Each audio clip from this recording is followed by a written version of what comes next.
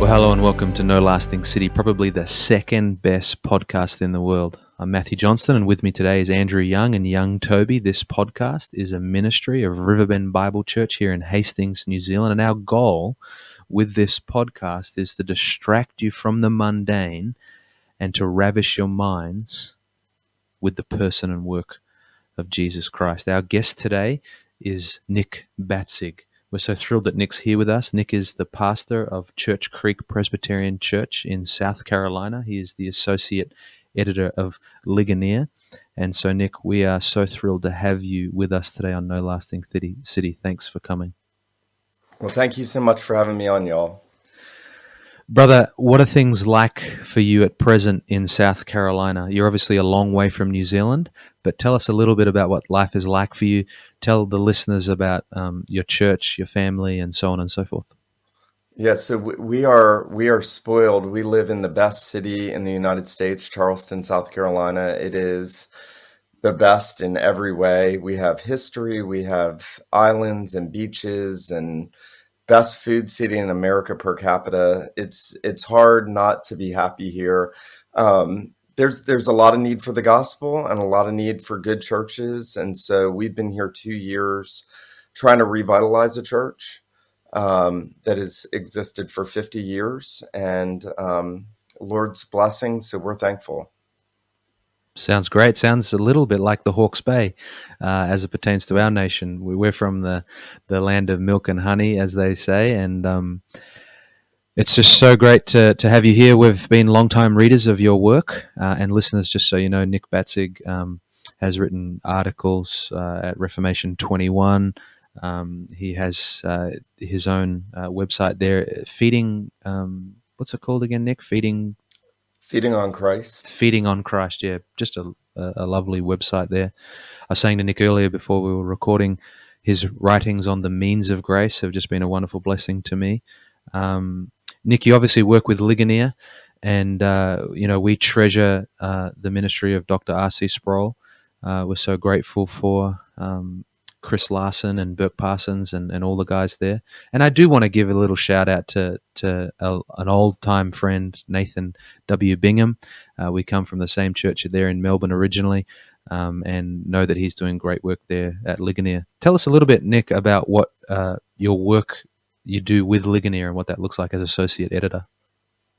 Yeah, so I am essentially designated to be the writer over special projects. So a number of years ago, we came out with a little field guide on false teaching. I don't know if y'all got a copy of that. I probably wrote 99% of that. I wrote a number of at least in part, the introductions to the Student Reformation Study Bible. I write a lot for Table Talk and for Ligonier Online, and there are a series your listeners may be interested in knowing about these. If you go on Ligonier's website, there are a series of what we call theological pages, study pages, and we deal with questions like who is the person of Christ? What is the work of Christ? Just 1,000-word summaries from a Reformed perspective. So I wrote about 60 of those last year. So I just write all these kind of special one-off projects for Ligonier. So that's really great. That's wonderful. You made mention of the field guide for false teaching, and that you wrote a significant portion of that. And when we think of false teaching, we very quickly can get into the field of controversy, right? And one of the things that we wanted to talk to you today, Nick, was the whole theme and topic and nature and aspects of controversy. You had written in an article back in 2018 that I appreciate, and you said there, of the numerous regrets I have in life, not having been more understanding of others ranks high on the list. You said, I have many times drawn hasty conclusions about others without having considered all that may factor into their lives. Many times I have been critical of others when I should have erred more about their when I should have erred on the side of seeking to understand more about their personality, background, and life circumstances. by doing so, I would have been much slower to draw conclusions about them and much quicker to extend grace to them. And so they're great words, true of me. I can tell you that much, and I know true of um, many. Um, let's talk a little bit about that because it's an interesting concept that, we live in this time, and pastors and Christians throughout history have lived in this time where we are, in many ways, from an altogether kingdom. We're not of this world. We live in a world that is a kingdom of darkness. And so controversy is going to come to us in many ways, whether we like it or not. But how we handle ourselves and how we live through controversy is going to be critical. So, can you tell us a little bit about the heartbeat behind writing some of those things that you've written, and we can begin to unfold that from there? Yeah, sure. I don't think it comes as any surprise to you all or to anybody listening to this that the internet has just magnified everything to such an extent that we've lost a sense of a sense of how to engage wisely in proper channels, in the right way, to the right degree that we need to be engaging with those with whom we disagree, let alone with more substantial errors and false teaching. And I think that makes everything very difficult because what you end up with on the internet and on social media in particular is the loudest voices on both sides. And they're telling everybody else, if you're not as loud as we are, you're not faithful. And what ultimately happens is just a whole lot of animosity and polarization happens. And then people tend to get pushed into one of those two extremes because they feel like, well, these are the two options. And as I've sat back and looked at the way that's happened over hundreds of issues since I've been on social media. I think I got on Twitter in 2008 and trying to learn how to personally navigate that for my own, personal growth and grace and, self-restraint and um the Bible tells us to contend earnestly for the faith once delivered to the saints. So that never can be something we are not ready to do.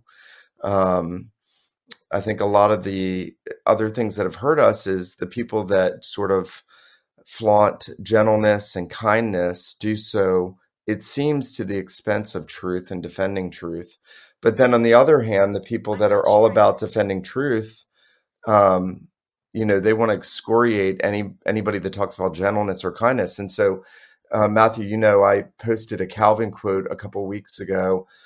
It's in his commentary on 2 Timothy 2:24, and he says this about pastors, and man of God must be gentle to all, right? And he says the better a man is qualified for teaching, the more earnestly does he keep aloof from quarrels and disputes. Now, you had pointed out when I tweeted that, clearly Paul didn't keep aloof from every controversy. Neither did Luther, neither did Martin Lloyd Jones. And that's true. And I think you rightly understood Calvin's point is we shouldn't be hasty to get involved in quarrels. We shouldn't love the fight. Some people have this sense that they love the fight because it makes them feel like they're doing the right thing.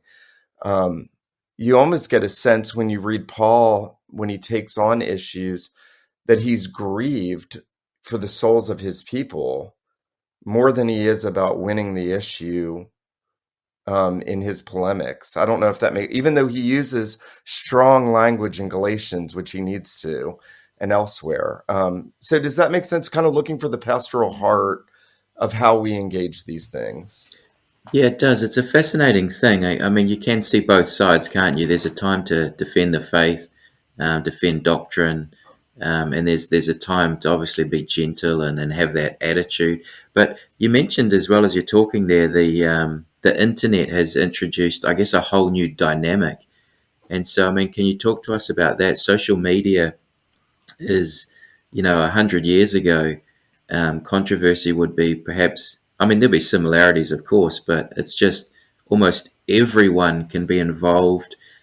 Social media seems to me to be a place where at large people are all speaking and voicing their opinion, and very few are listening.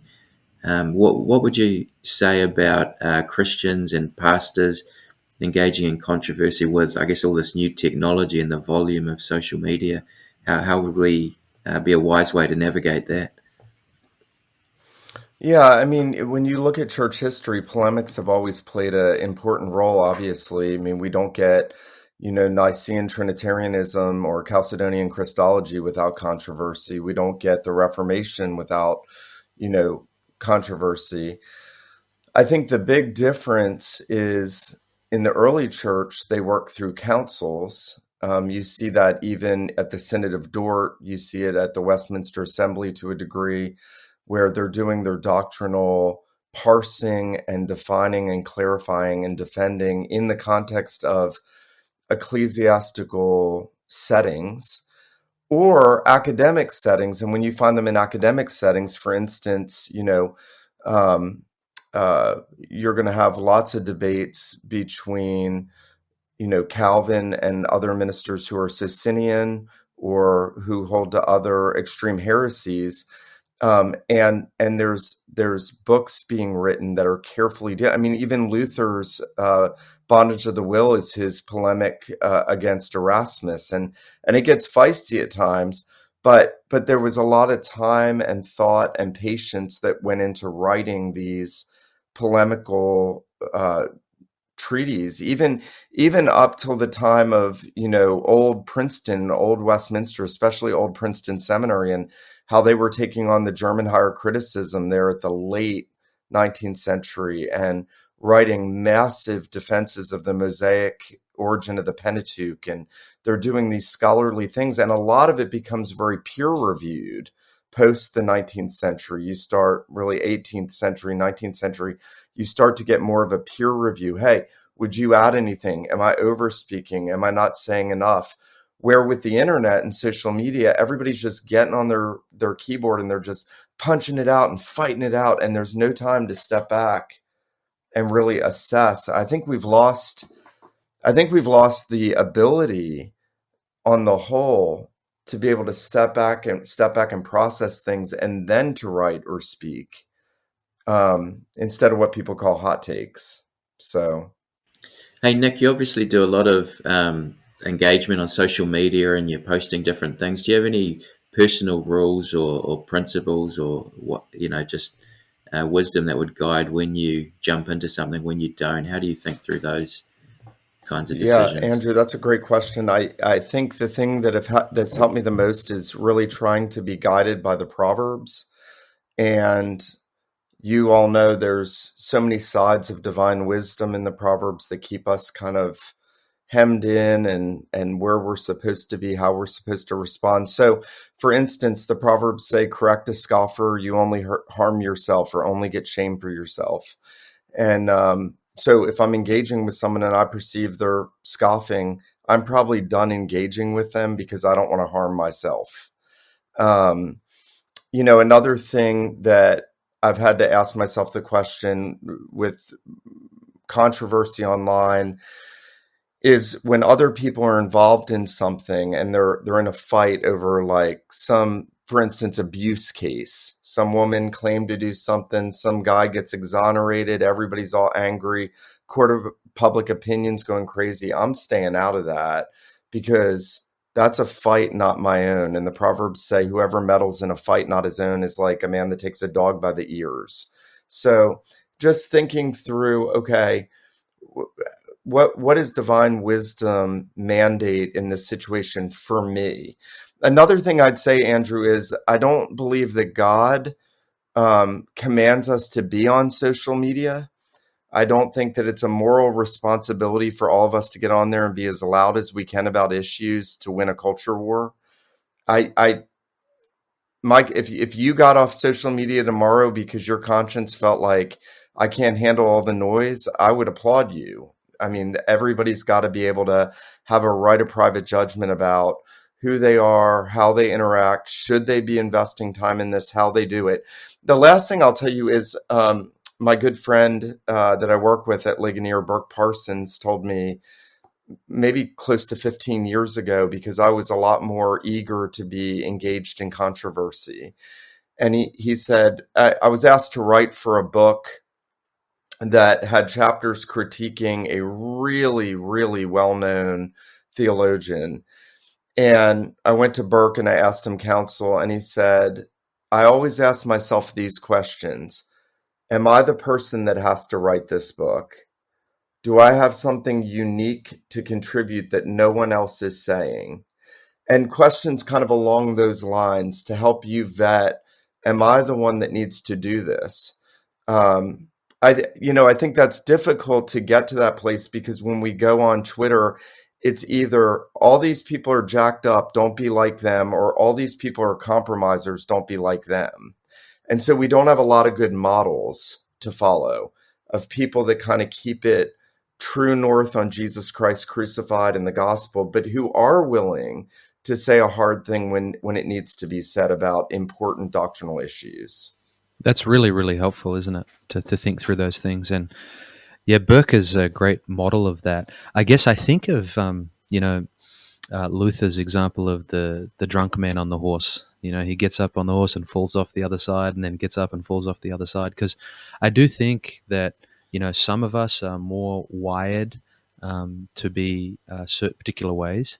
And thinking back to Martin Lloyd-Jones in the controversy that he was involved with, evangelicals and Catholics together, um, you know, Lloyd-Jones, just what a blessing, what a ministry, what a joy, what a mind, what a preacher.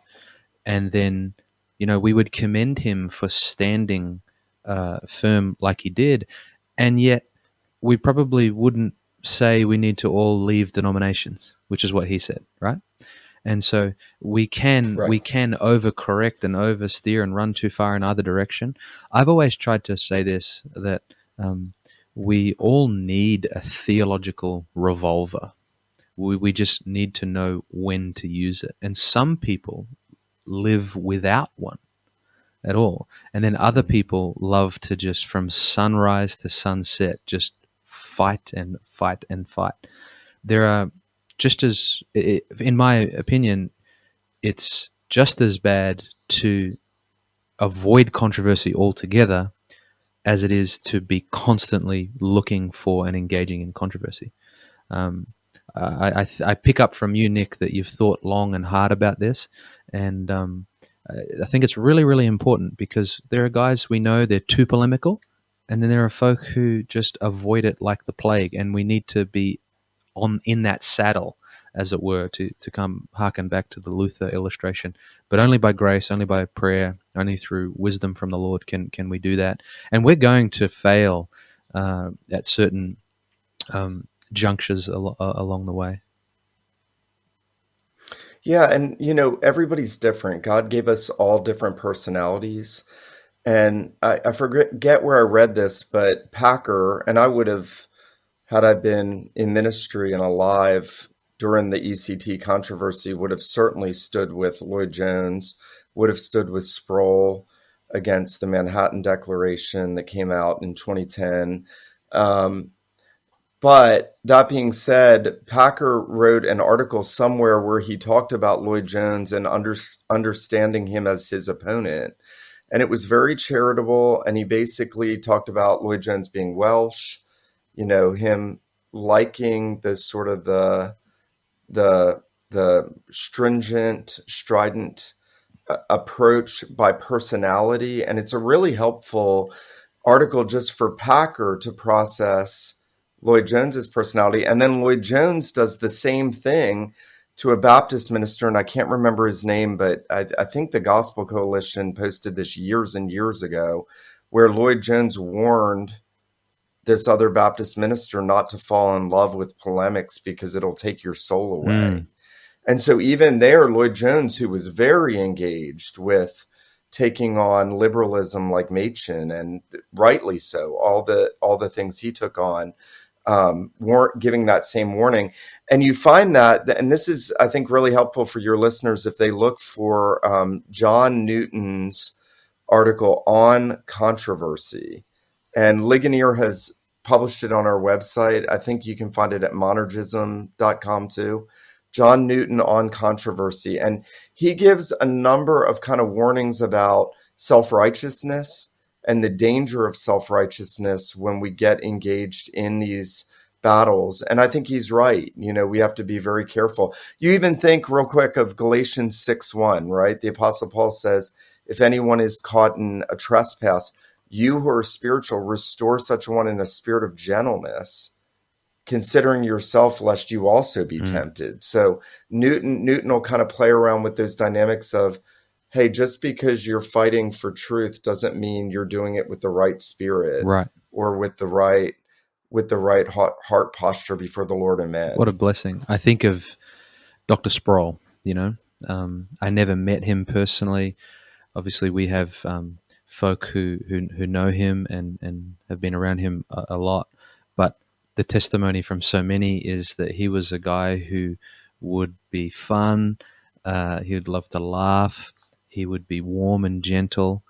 And yet he was engaged in controversy at the right time, in the right way, repeatedly. Him and John MacArthur, who R.C. affectionately called Boris, after Boris Yeltsin, because he knew that he would always be ready. And you think of Dr. Sproul and Dr. MacArthur, they are uh, immense gifts to the church, and they have been involved in controversy. So we can't think that being engaged in controversy somehow is altogether terrible, as we've alluded to repeatedly. It is required at times to be faithful, but the way we engage, there's the stories of RC climbing up on top of the tables. If any of us did that, we would just be, it would be considered altogether too much. But we need to think carefully about these things, don't we? Yeah, and again, I think the danger, as you've noted, is that in guarding against getting embroiled in controversy, then we never take a stand for anything.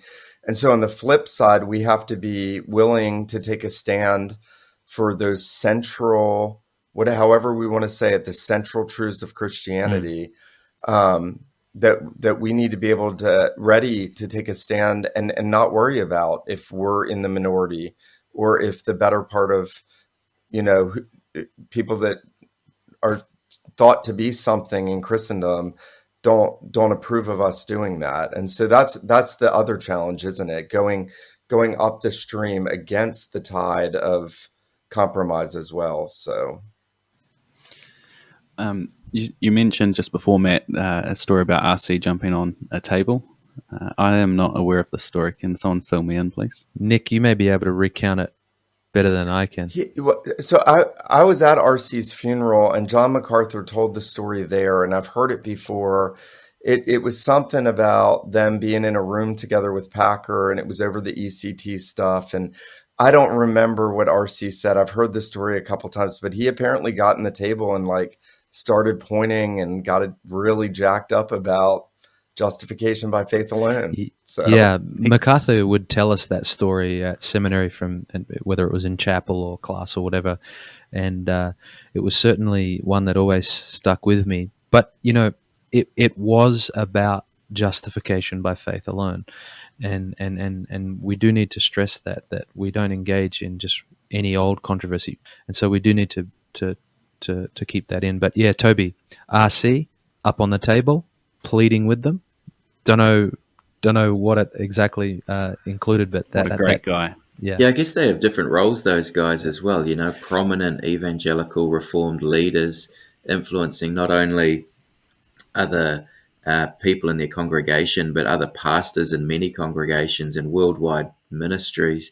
So I guess that would have been a pretty heated, there's a lot on the line in that situation for those men in that room and what was happening.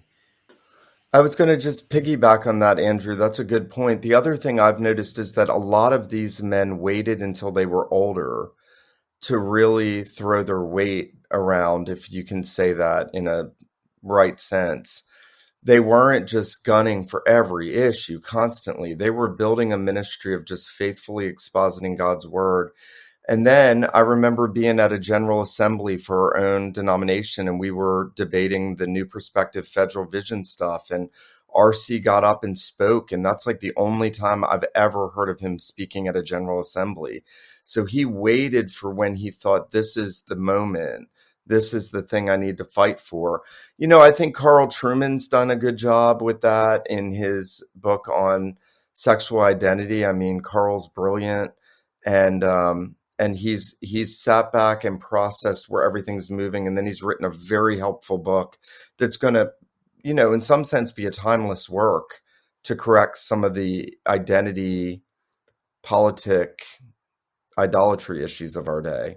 So I guess my point, Andrew, is sometimes it's better to sit back, wait, and then, go in when the time is right too. Amen. I've have this little letter that's stuck on the wall in the corner of my office. I'd been here at the church as the assistant pastor for maybe like 2 weeks.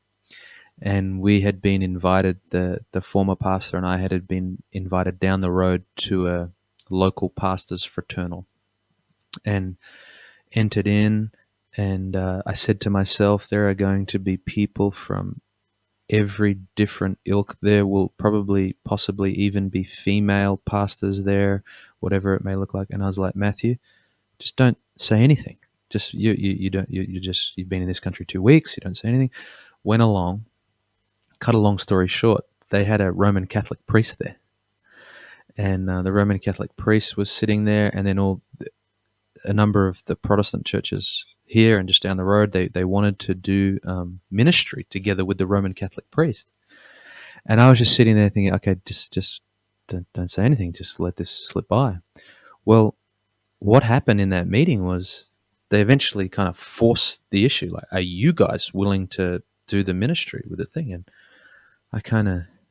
then they're going around the room, and the former pastor of our church speaks, and then they look at me, and I'm sitting there really nervous. I didn't want to say anything. And I just kind of said, look, I just think that the people from our church would be quite concerned if we began to do ministry with Roman Catholics. Well, that just sparked controversy. And so there I was 2 weeks in, and I left that meeting, and I said to the former pastor, I said, look, I'm real sorry. I'm real sorry about that. He turned to me and rebuked me and said, don't you ever be sorry about that. That was wonderful. I came to church that Sunday, and some of the older men came to me and they said, hey, we heard you nailed your colors to the mast that day. And, I didn't, so all that to say, I didn't intend to engage in that. I was trying to do everything I could to not engage in that. But I had to say something. And so I have that letter on my wall, and I have sola fide written across it. So, yeah, it can be hard at times, but, man, yeah.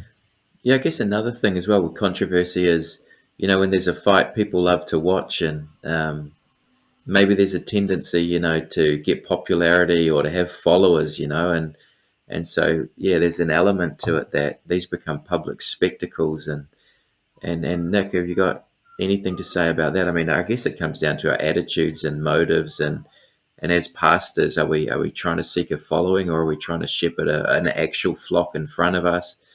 Yeah, what are your thoughts about that dynamic of?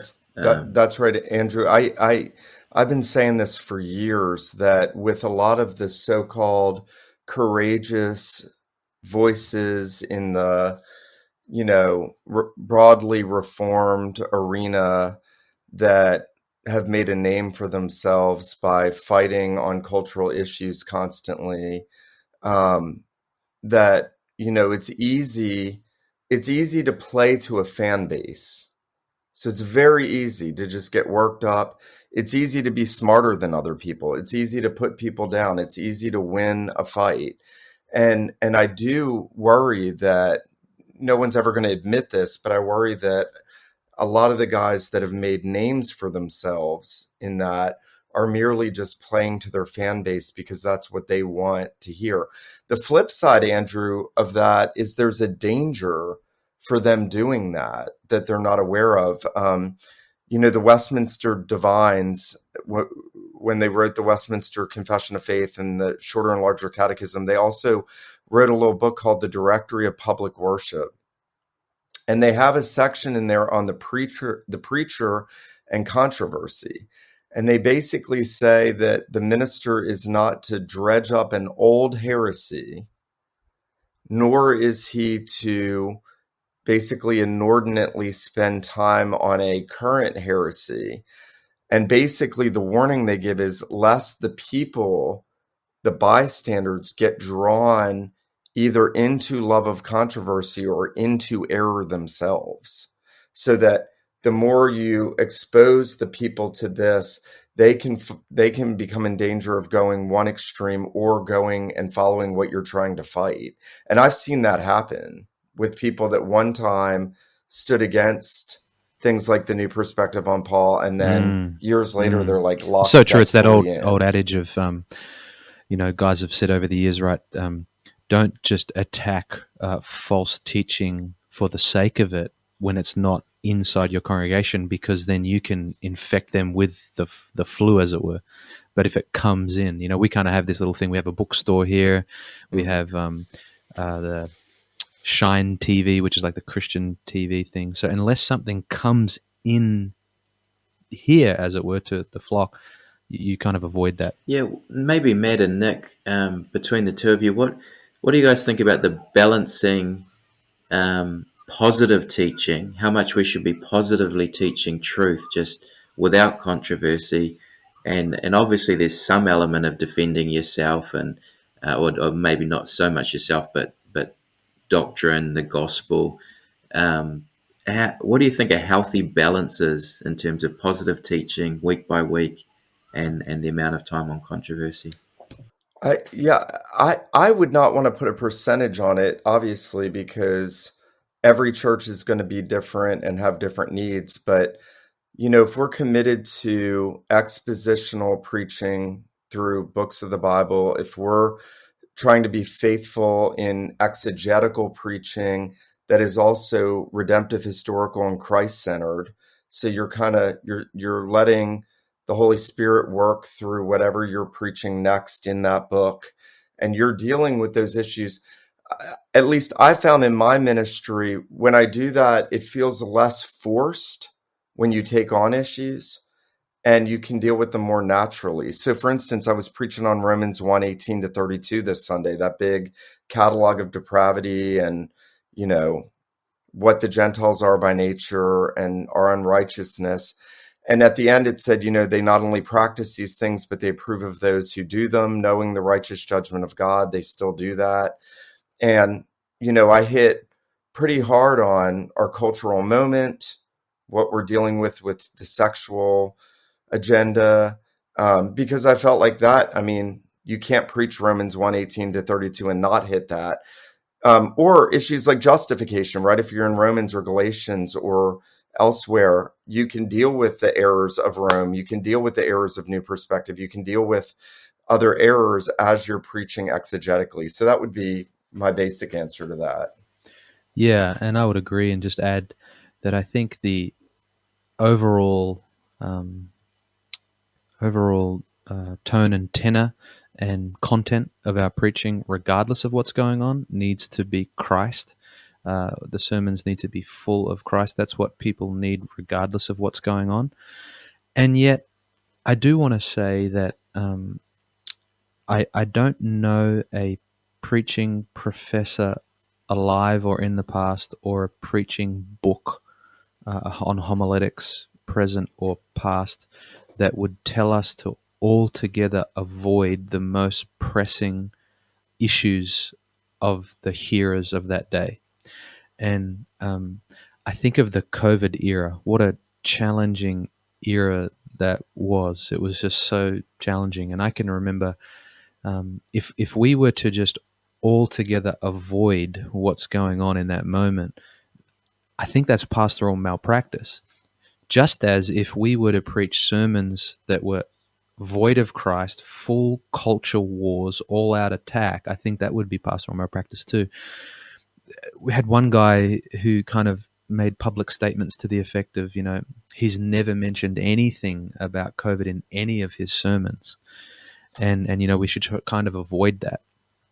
And I can look back over the sermons that I preached through COVID, and I think I tried to apply specific little moments, and where the totality of it would be 50-minute sermon with 3 minutes making application. I think of when I preached through Colossians, 3-part series, right in the midst of COVID, where exposing the people to Christ, because I'm like, we need Christ and his glory, and then yet leveraging Colossians 2:8 about not being taken captive by vain philosophy and empty deceit, and kind of linking that in. And so I think we need to have the Lord's Day as so otherworldly, where we come and we're so fixated on Christ, and yet to say that we should not mention things that are most pressing on the hearts and minds of our people, no matter how controversial they be, I think is serious pastoral malpractice.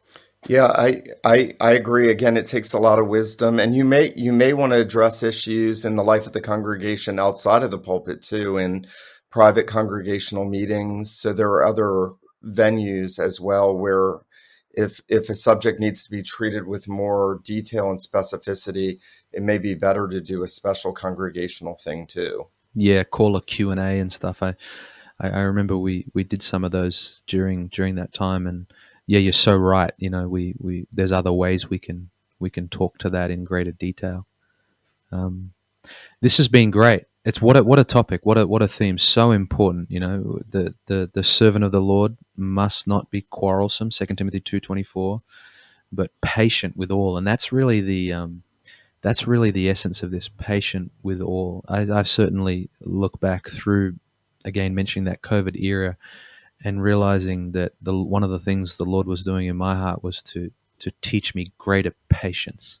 You know, we're instructed to preach the word of God with great patience, to do many things with great patience, and so the Lord's always at work, even in our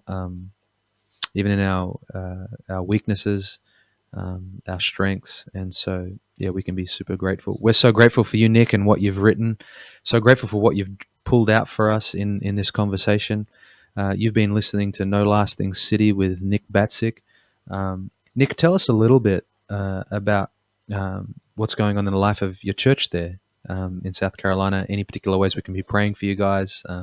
Yeah. Yeah, we just called a new assistant pastor, so you can pray that his transition goes smoothly. That'll be good to have another pastor with me. And then we are about to ordain and install some new deacons. So that's a big need we've had, just for good, elders and deacons. So That's really exciting. We'll be certainly praying for you guys there in South Carolina. And by the sounds of it, it's a place we should come and visit.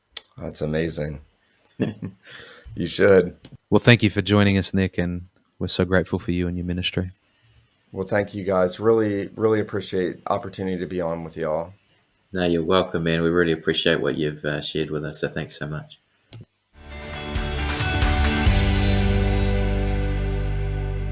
No Lasting City podcast is a ministry of Riverbend Bible Church in Hastings, New Zealand. For more information, please visit our website at riverbend.org.nz or visit us on YouTube. Follow us on social media where you can interact with us or ask us any questions. Our links are in the show notes, and we'd love to see you there.